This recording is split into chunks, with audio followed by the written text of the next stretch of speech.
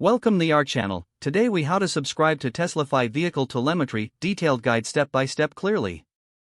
Start by visiting the TeslaFi website in your browser. On the home page, locate and click on the sign up button. You will be prompted to enter your email address and create a password.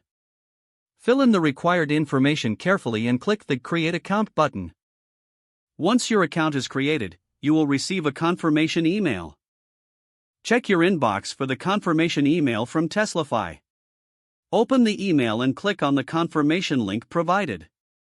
Now, return to the TeslaFi website and log in using your new credentials.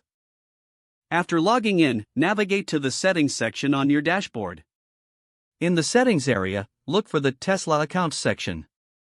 You will need to enter your Tesla account email and password. Be aware that TeslaFi requires permission to access your vehicle data. Once you've entered your account details, click on the Link Tesla Account button. TeslaFi will redirect you to the Tesla login page.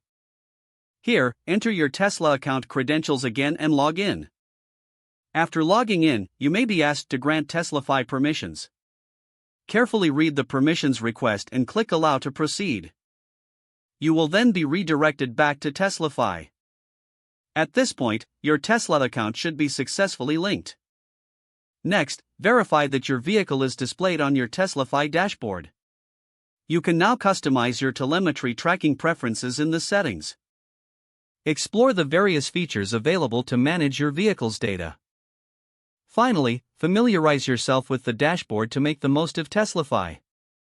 If the page does not load, refresh the browser or try again in a private or incognito window.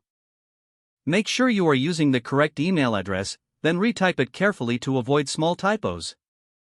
If your password is not accepted, use the reset option and create a new strong password you can remember. Check your spam folder for verification or security emails, then complete any requested confirmation steps. Enable two-factor authentication if available to improve account security and reduce unauthorized access risk.